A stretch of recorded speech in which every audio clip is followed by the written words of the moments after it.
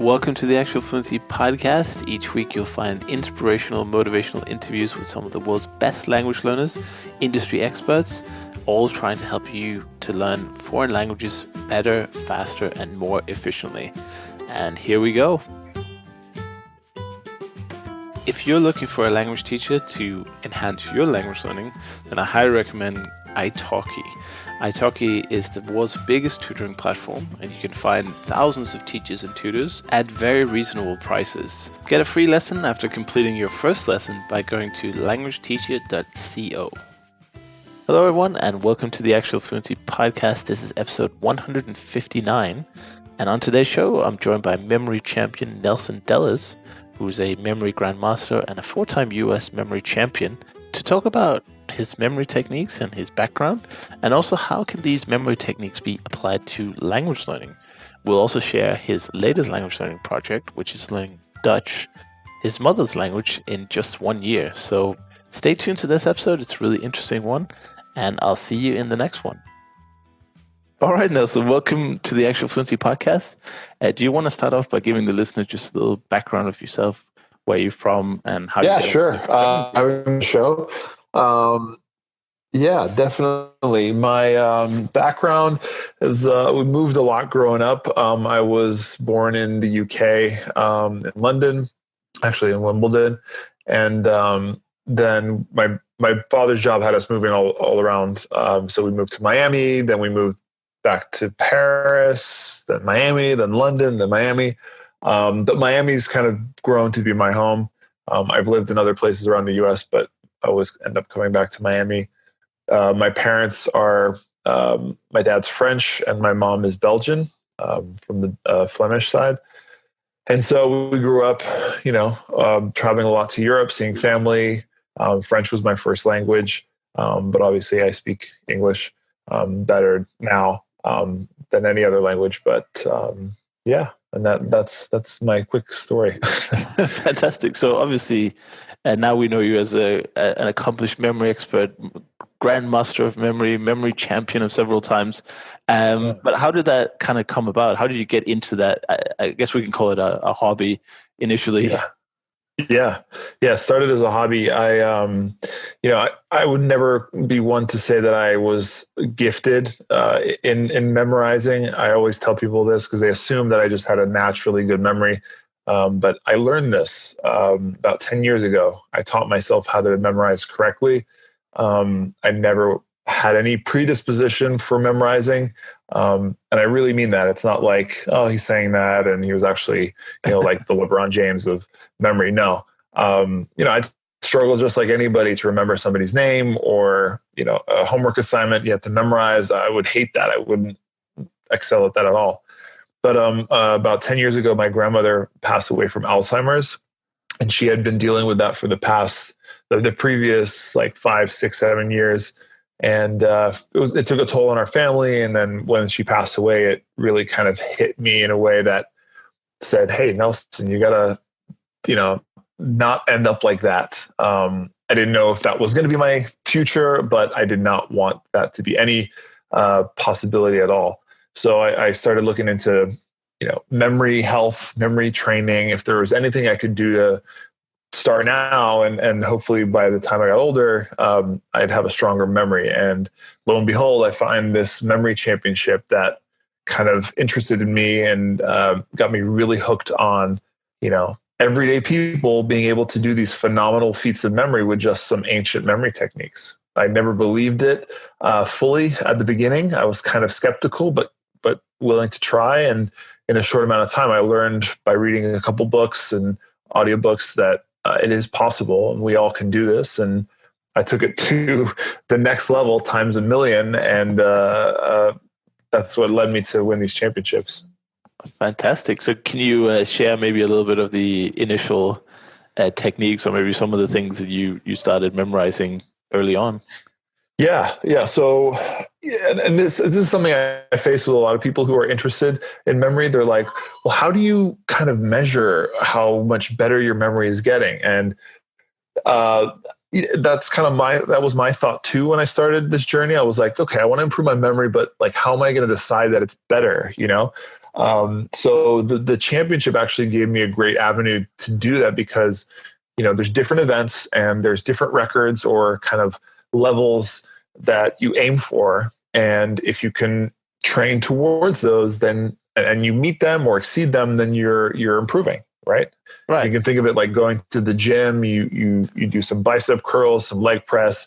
You work different muscles of your body, and in your mind you have a certain amount of weight you can lift, and over time you hope that increases, and the amount of reps you can do is more. So that's kind of what I did with my memory, and every day I would memorize or train the events of the competition. So I'd memorize cards, numbers, names, poetry, lists of words, things like that. And I would do, sets of them, drills to get faster at the different kind of techniques and strategies. And then, you're getting better and better. I'd keep track of all the kind of improvements in a notebook. And I was able to monitor my improvements. And so these techniques, you may have heard some of them, especially a lot of your listeners who learn languages. And a big part of it is association, is coming up with an image in your mind for whatever you're trying to memorize. But really, I had heard of that too. It wasn't anything too new and awakening at that point. But the big thing that kind of changed everything for me was this concept of where do you store this information in a reliable way so that you can access it whenever you want. And I never thought about memory in that way because I didn't think, like, how can you decide where you put it in your brain, But apparently there are techniques to do that, and they're thousands of years old, and they kind of base around this idea of something called a memory palace, where you think of a familiar place like your house or your office, something that you go to regularly and very well. And you imagine these associations or pictures laid out around the map, this mental map of that place. And you're giving those now images and memories a place to live so that you know where they are when you need them and need to recall them. So it sounds kind of complicated, but it's actually pretty intuitive once you get into it. And our brains are very good at thinking like this. Right. So do you get better at the kind of creating this map and storing it, or is it just the amount of time it takes to actually, put all the stuff in there, so to speak? No, yeah. So you get faster at it. When I walk people through an example of this for the first time, I'm very careful and slow and try to really create these visuals so they can really imagine it in a ton of detail. But as you get faster and faster at thinking of a memory palace, throwing some images in there, you're really just like, you don't spend much time on it at all. And then that's through practice, Of course. A good example is kind of memorizing cards. That's one of the fastest events at these competitions. And people can memorize decks of cards now in like 12 seconds. But you think of, how quickly you would have to encode all the cards and put them in a memory palace to do something in 12 seconds, right? Yeah. A full pack of cards. And, your first time memorizing a deck of cards, it might take you 20, 30 minutes just because each card you're thinking of that image and where it goes. But then over time, you kind of cut down on the detail needed to make sure that it sticks. And, through practice, you chip away at that. Wow. That's really impressive in 12 seconds to memorize the sequence of 52 cards. Wow. To be clear, that's not my record. I can't do 12 seconds. My best is just a hair under 30 seconds. Right. But to me, that's still amazing, for sure. What's some of the sort of largest kind of events at the Memory Championship, like with the most data? Yeah. So in the World Championships, there's two events that are marathon events. They call them. One is for cards, marathon cards, and then one is for numbers, digits, marathon numbers. And it's basically you get an hour to memorize as much of those as possible. So the marathon cards, you see competitors set up at these big tables where they have 40 decks of cards laid out in front of them. And their goal is to try to memorize as many packs as possible in that hour. Can you imagine looking at 40 decks of cards? And yeah, I forget what the record is right now, but it's somewhere in the 30s, 30 packs, 31, 32 30 maybe. Packs. Wow. Yeah. Yeah. And then the numbers people do, you're spending an hour studying as many digits as possible. And I think the record for that is over 3,000 digits in an hour. Right. So I guess I wouldn't go as far as calling it the elephant in the room, but the next question that a lot of people would probably be thinking is, well, that sounds pretty useless for me. I mean, I don't need to go to the memory championships, but how can we apply some of these things to kind of normal everyday life? And do you think that creating these memory palaces for something like cards, would that help my memory in general? Do I just become good, remember better in general? Right. Yeah. I mean, one of the, people always ask me, like, why are you memorizing that stuff? It's like pointless. And it actually is. I often say, like, oh, these memory competitions, we go to them and just memorize a bunch of useless stuff. Because even though they're numbers and names and cards and stuff, as soon as the competition's over, it's not like any of that stuff we just memorized has any value anymore. So it's essentially stuff we have to forget. Yeah. So then what's the point, right? But then, you can ask the same question about what's the point of running around on a field of grass, passing a ball around and trying to put it into a goal, right? Like, what does that do? But, in terms of memory and how it actually, memory training and how it actually helps in the real life, I'd like to compare it to what I was saying before about the gym. It's like you go and you work out these muscles and, you might be doing bicep curls and you're going to say to yourself, well, when am I actually doing this isolated bicep curl in real life? Probably never. But, who knows? Maybe you're walking down the street, a car comes at you and you have to dive out of the way, right? And they're using your whole body, right? And it's life-saving. And so all the muscle training that you did went into that move, right? Whereas maybe otherwise that would have been a catastrophic falling over. Now you were able to nimbly walk, dive away. That's a bad example, but I think you get what I mean is like working all these specific things, cards, using the memory palace, then numbers and names. You're kind of rounding out all your little muscles so that in the real life, when things come at you, you have all the tool sets to be able to improvise and adjust for stuff that isn't so structured. Sure. It's like a combination of all the things or something a little different, but you have the basis to maybe attack it in a way that you're familiar with because you've done it a million times for other stuff that's more consistent. Right. And generally helps. Yeah. People ask often if just doing this training will naturally make your memory better. And I often say, yes and no. Not in the sense where I'm able to just walk down the street and not pay attention and everything just gets recorded in my brain. That's not at all what this is like. I have to still make the effort. I have to consciously say to myself, okay, I'm going to focus on this and I'm going to use a technique and I'm going to memorize it. And sometimes I forget stuff because I'm not paying attention or I'm not in the mindset to use these techniques to store it. So that can happen. But if I want to memorize something, I feel very confident that I can. I can say that much at least. And that leads well into languages, which I suppose most listeners are interested in memorizing better and recalling words and maybe some grammar rules faster. What kind of experience did you have with languages in school? If you're moving around a lot, I imagine you were was it international school or? Mm-hmm. Yeah, I like I said, I grew up in London and to French-speaking parents who spoke French to each other, and that was actually the first language that I picked up. I think my first word, my mom always says this, was chaussette, which is sock in French, which is an insane word. I have a kid who's 9 months now, and I can't imagine. I bet my mom made that up, but like I didn't say mama or dada first. I don't know. Anyways, but yeah, it's for me, my experience with languages, French came very easily because we were always speaking it. And then English as well, because I was put into English schools and international schools. But I always kept up my French. I took French all through grade school and high school, and occasionally speak it with my family. Not my immediate family anymore, but they're my other ones that live across the ocean.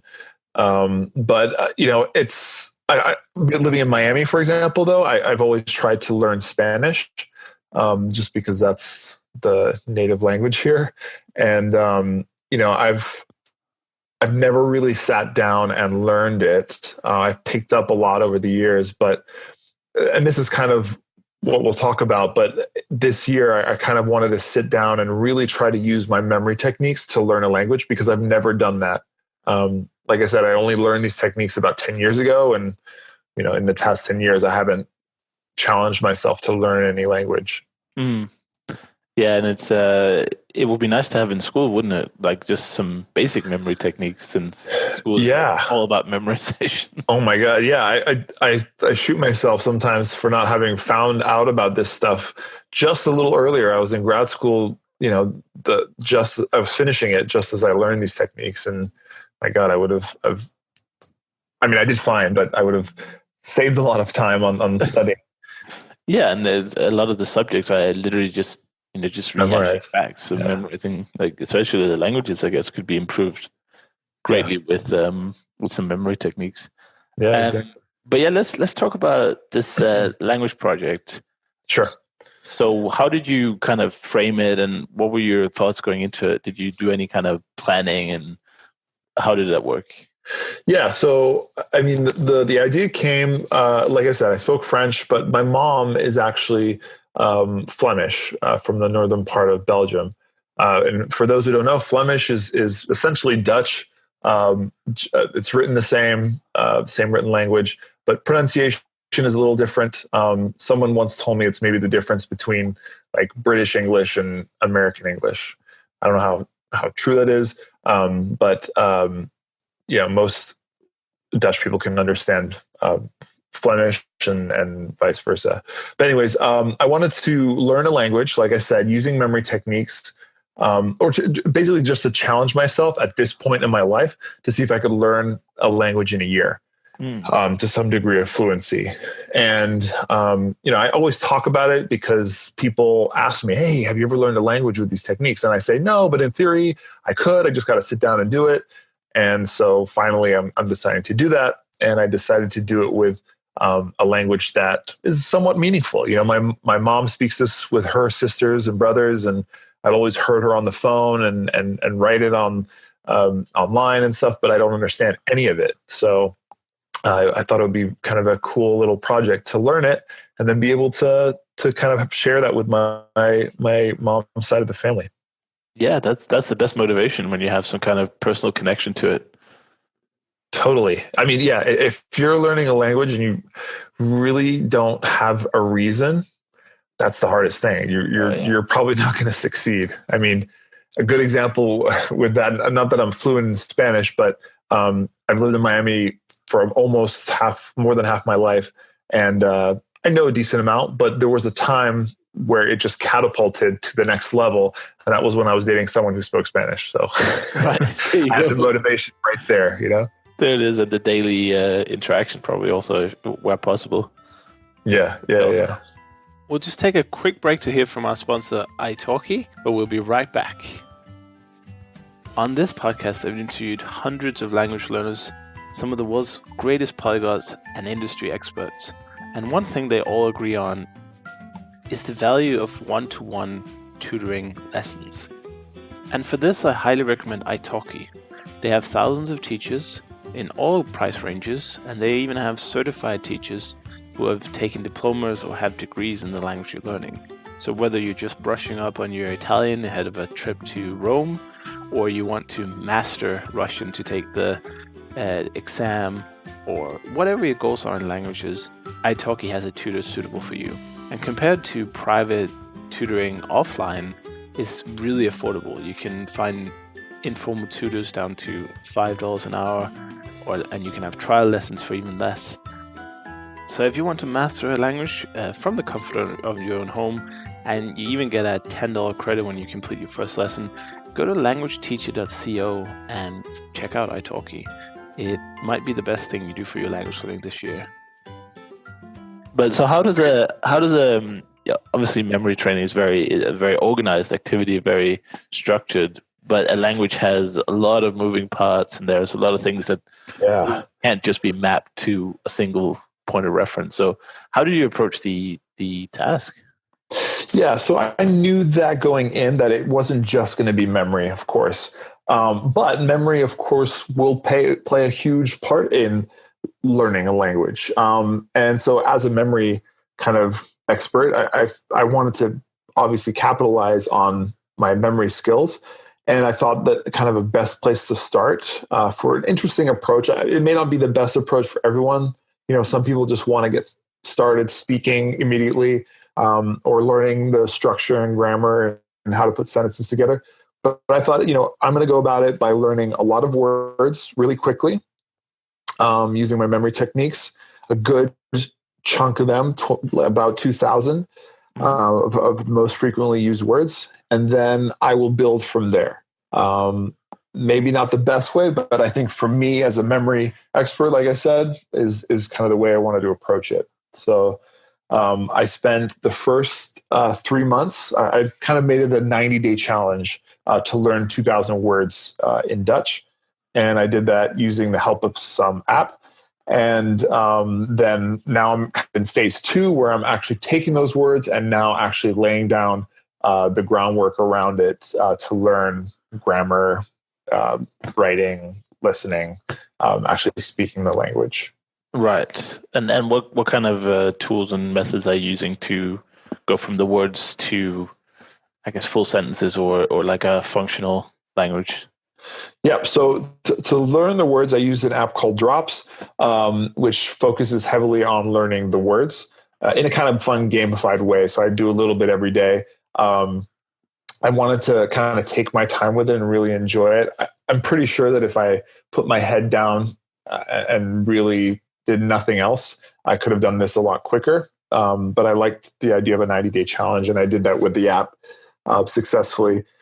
And then, I'm a big believer in speaking the language, talking it out as a means to get it in your practice, like practicing it a lot quicker and getting it into your brain faster. So then I switched to another platform called Preply, where I'm just talking with or taking lessons, I guess, with a live tutor twice a week. Right. Yeah. And yeah, well, how was the preparation for that? Because it must have been. Well, it depends on how much you did with the words, of course, before you got into the lessons. But I had a similar kind of journey into Russian. I used a flashcard app, which was really fast. It was like the Matrix, for me. Yeah. I didn't really know any memory techniques or anything, but there's the way the flashcards work. You type in, you press enter, and a new one comes, and spaced repetition is just so strong. And I think I made about 1,000 words in a month, which is ridiculous. I don't know what the recall was, probably something like 75% or something, maybe a little bit less. Yeah. But when I had those words and I took my first lesson, I was like, I couldn't say a thing. So what did you do to mitigate that, or did you have a similar experience?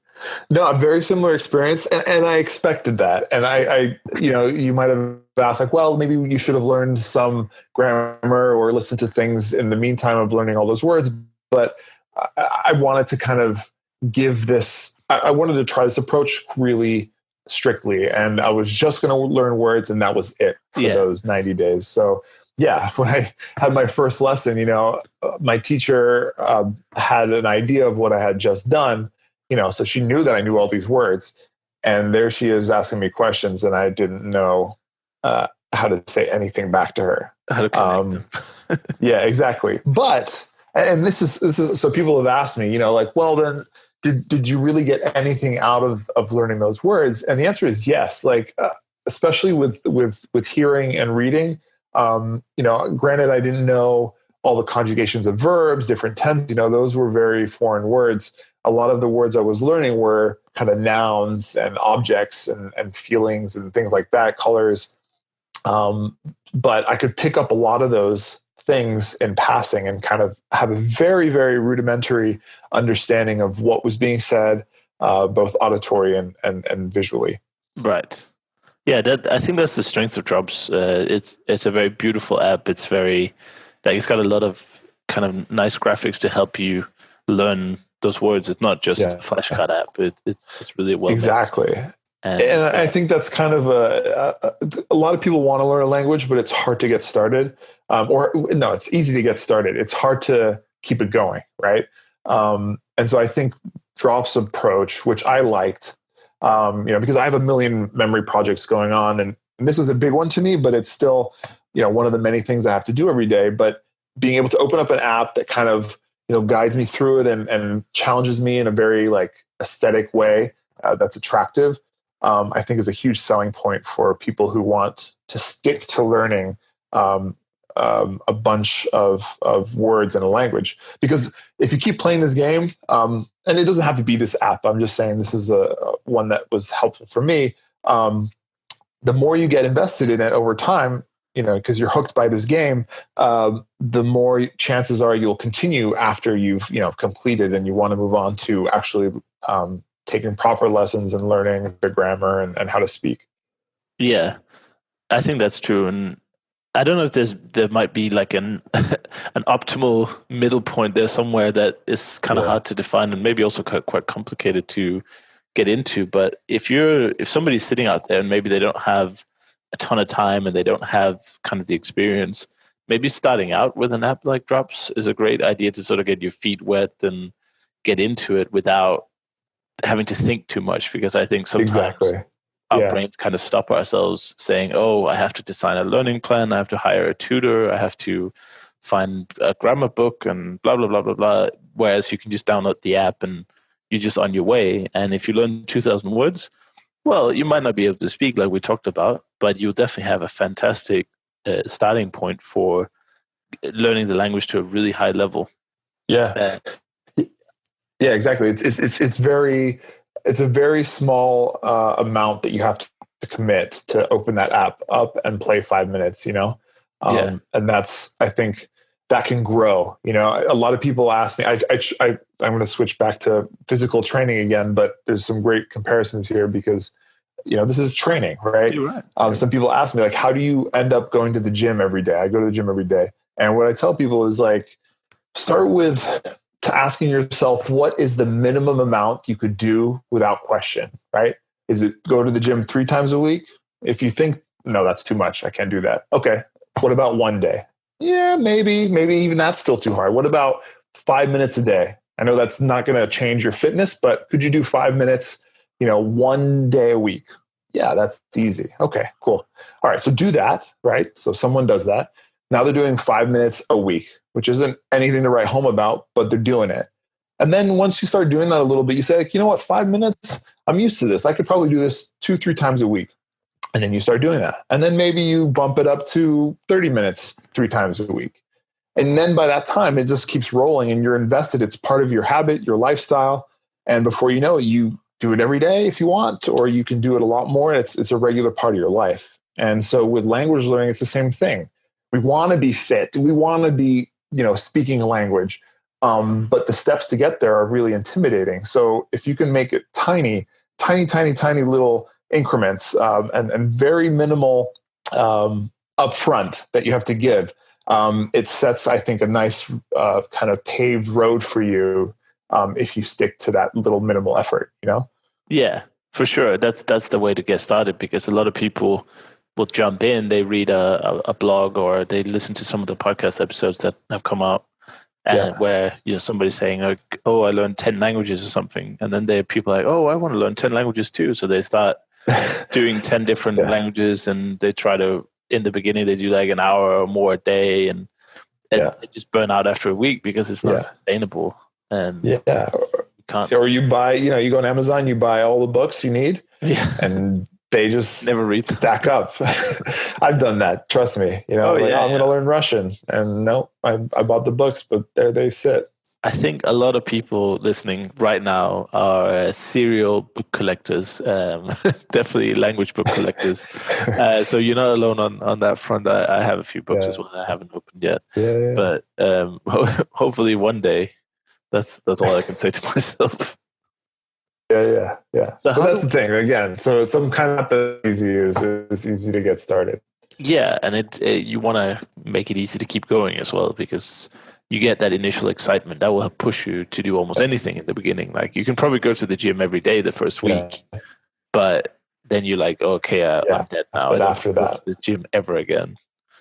So that's what you have to kind of balance there. But so how do we go to the next level? That I guess that's the question. If we've got the words now, or at least, I mean, 2,000 words is what they consider like the basis of understanding something like the newspaper or daily speech, the TV probably to some degree. Yeah. And we've had some lessons with the teacher. We're trying to kind of build it into a functional language. Luckily, we'll have a lot of understanding. So I guess the main point is how do you go from that point to, let's say, more intermediate levels where you're producing higher level language using your vocabulary and bigger, longer sentences, maybe. And part of this project for me is I wanted to be able. I didn't want to plan too much ahead and say, okay, I'm going to do this. This is what I need to do. I kind of wanted to not wing it, but kind of figure it out as I felt it. So as I finished the words, now I've started to do lessons, and it's been a few weeks now that I've been doing that. And kind of two things crossed my mind. One, and this comes from that example we said, is like I couldn't say anything, even though I knew 2,000 words. So one was I'd like to be able to have not a script, but some kind of understanding of basic sentences that I have in my arsenal to appear like I can hold my own, at least at the beginning of a very simple conversation, right? So knowing kind of the standard questions that would come when you meet somebody or you're talking to them kind of casually, right? I'd like to be able to nail those kinds of questions and answers about myself and about people that I know, and then also kind of fill it in with things that, because it's easy to learn sentences that are like, I am Nelson, I live here, like robotic stuff, right? But you kind of got to know that. But if you think about how you would say that in your native language, like I don't ever say I am Nelson, I live here. I'm like, my name's Nelson. And even these words that I'm fitting in between, or right, like these filler words, like that's what makes it sound like I'm fluent in English, right? So learning some of these sentences, but a lot of the casual, filler words that kind of a Dutch or Flemish person might use is kind of what I wanted to learn and hack into my brain early. And then on top of that, obviously trying to learn now verbs and the conjugations, I think will help for the 2,000 words that I have, because I can't string them together unless I have things that I can apply actions to them with. And also these kind of filler words like prepositional words to help me do things with those verbs and words. So that's also what I'm focusing on. Right. Yeah, those are the important things. And how do you use some of how do you actually learn that? Because those are a little bit more, I guess, a little bit more intangible than just words. So do you have to adapt your method for those, or do you just kind of input full sentences or the script parts of the script instead? Yeah, so some of the script stuff I've been adding. I've been using some kind of flashcards, and I use a lot of Google Doc templates for myself. That's the best because I can take it with me on the go on my phone. But I'll input these sentences as things that I want to memorize. And I don't know if people frown at that because I'm memorizing lines, but I find them really helpful because a lot of them have bits and pieces of them that I find familiar in other sentences that I see or read or hear. But But so sometimes now I'll have full sentences. Sometimes I'll have just little pieces of sentences that I memorize. And that's stuff that I practice every day now, kind of as part of my, flashcard review. Right. So you have a flashcard software you can input and you put it on your phone. So when you're out and about, you can run through some of that stuff, the more advanced stuff, not just the words. Exactly. Yeah. I'm also trying to watch, and this is great with my son, who's 9 months, who anytime I take out my phone, he wants to watch something, which I try to limit. But when we do, I put some kind of very simple Dutch cartoon that has simple words that I can follow along. And it's embarrassing to watch, to admit that I'm watching that stuff, but it's so helpful, and I'm actually being able to follow along for a lot of what is being said on these videos. Mm. Yeah, so you're getting, instead of just doing like the repetitions and space, the flashcards, you're actually also getting some natural language in context. Yeah, and so that's a big part of my daily practice. So I'm not trying to do hours a day. I don't know if it sounds like I'm doing a lot every day, but I'm doing at least 15 minutes a day. That's kind of my target. And a big part of that, I want to hear the language or read it. And so when I'm hearing it, when I'm watching these videos or trying to read some news on a Dutch or Flemish website, every word I hear that I don't know what it is, I write it down. And then I spend a few minutes after the video or the article, translating them, saying, oh yeah, this is this word, I just didn't recognize it, or this is a brand new word I've never heard of, or it's a conjugation I'm not familiar with. And I add it to, my flashcards. Right. So you're keeping it simple, but you're doing very high efficiency tasks. So you just keep plodding along, and you're going to keep doing lessons as well, just to... Yeah. Because that helps keep me accountable. I'm meeting with my tutor, and I need to be able to speak it. That's kind of the goal. At the end of the year, I want to be able to speak with my mother as if we're just old friends having a conversation like we usually do, but in English. Mm-hmm. And so to do that, I've obviously got to speak it more than anything, more than any writing it down or conjugating on paper. I got to be able to have that conversation and appear like I understand what she's saying, and I can reply back with enough knowledge in the language to seem that I'm casually doing it. Right. Did you tell her about it before, or is it going to be like a surprise? No. She knows. And it's been fun because, I even posted a video on my YouTube channel recently of us going through those 1,000 words, those 2,000 words, not all of them, but her testing me.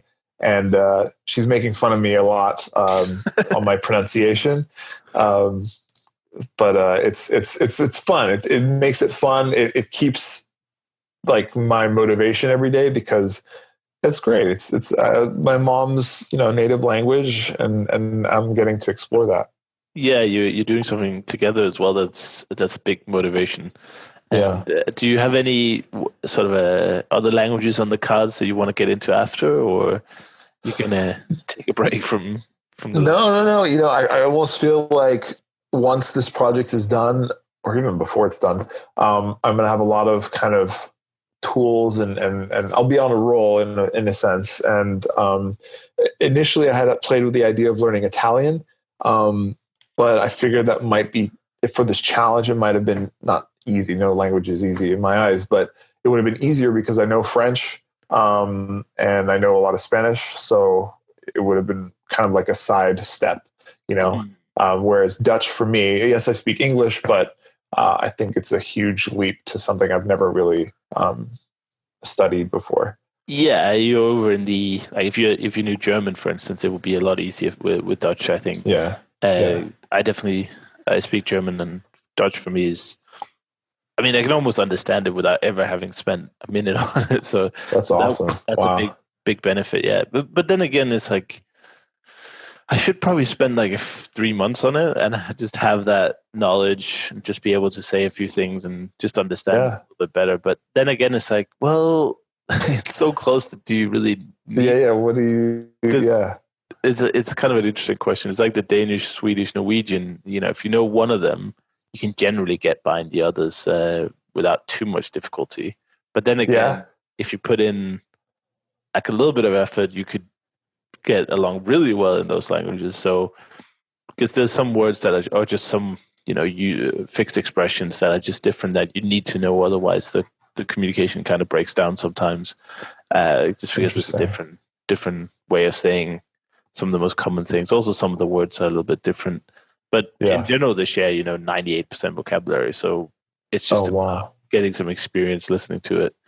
What would you say is closer between the three? Are they all kind of equally similar? I always thought that Swedish and Norwegian were the closer of the two, and then Danish was a step aside.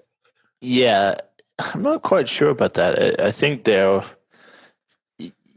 depends what part of it. If you take pronunciation, for instance, Danish is like the bastard child. It's really, but they always make fun of it, and everyone who listens to Danish are like, what is this demonic language, because we've got some weird glottal stops and some sounds in the throat that just sounds unpleasant if you don't know. But the others, I would say, Norwegian has two varieties. So the old Norwegian, the bokmål, is virtually Danish because that's, the countries used to be united. So if you read them next to each other, it's like the same language, just with a different spelling. Yeah. And then you got Nynorsk, which is closer to Swedish. But pronunciation-wise, I would say Norwegian, Swedish probably slightly closer. And they seem to understand each other a little bit better. So, but in general, I think they're almost the same. Well, you just need to know 1 in 10 words that are different that will break down the conversation. Because if it's just a little bit of a pronunciation variety or just maybe an extra letter here and there, then it's fine. But when it's a completely different word, people are just like, what does that mean? So it's an interesting kind of free 3-for-1 deal that Scandinavians get, and it's an interesting topic because if you don't really have an interest in languages and you go to one of those countries, often the communication would be in English, which is kind of interesting. I don't know if that's like a globalization thing or what's happening, but young people, young Danish people, young Swedish people, if they meet somewhere, sometimes they would just naturally go for English, which is kind of weird. But that just shows you that it's kind of a complex thing. And I would suggest if anyone's listening from Denmark, Sweden, or Norway, take a little bit of time, find some pen pals or what do you call it, some people to talk to from the other countries and get some experience listening to the pronunciation and some of those kind of funky words that are not the same. And you just find that after a few months, you can just kind of speak your own language. Maybe you modify certain things that are too different, but other than that, you just kind of live in. We call it Scandinavian, actually. Like if we had some of the language events, people ask me if we're standing about talking. We have a Swede and a Norwegian and a Dane in a circle, and some people walk up. So, what language are you guys speaking?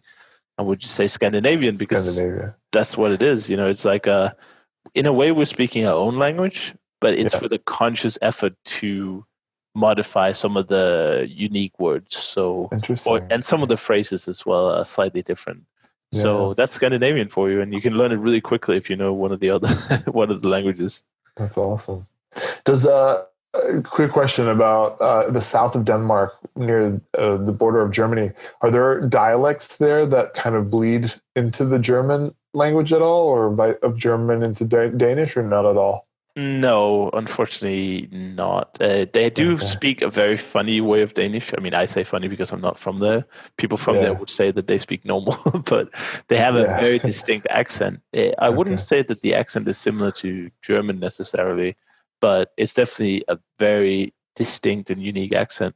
But I think the reason for that is the border used to be a lot further down. So Denmark used to be a lot longer into Germany, and then after the war, the border went back to kind of a far up place, and then eventually there was a negotiation of we'll move it a little bit down again. So now it's kind of in the middle of where it used to be, but there's a Danish minority in northern Germany that still speaks Danish, still has Danish schools, kind of bilingual community.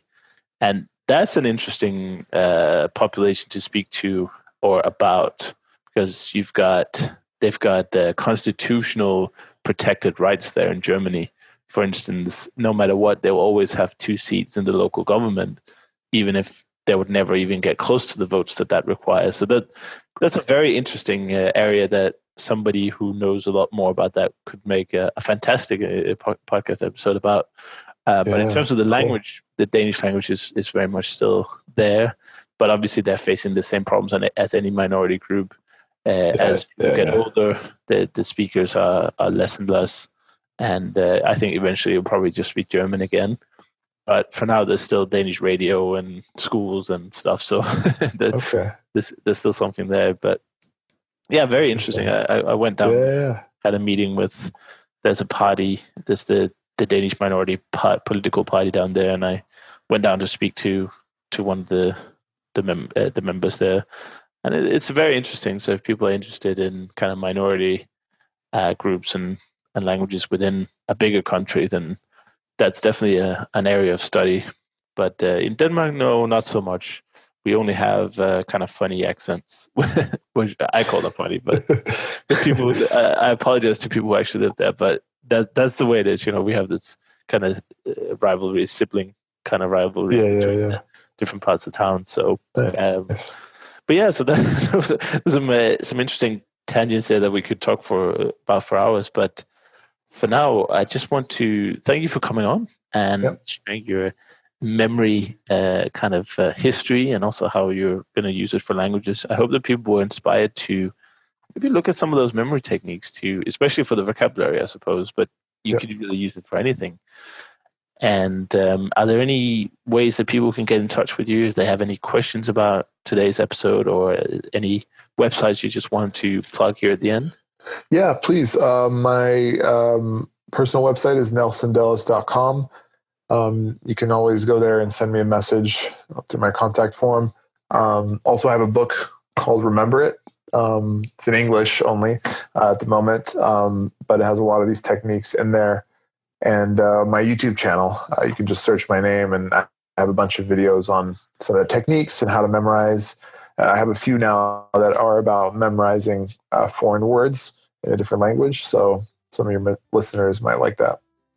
Fantastic. Thank you so much. And of course, Drops, which is the, what was it? This last year, they won the app of the year in the it was Google app of the year. Yeah, it's crazy. It's a beautiful design, and I think that's kind of the selling point. Yeah, and they make it kind of different. Every word you get tested on, the test is slightly different instead of just being the same thing. Yeah, I'm a big fan for sure.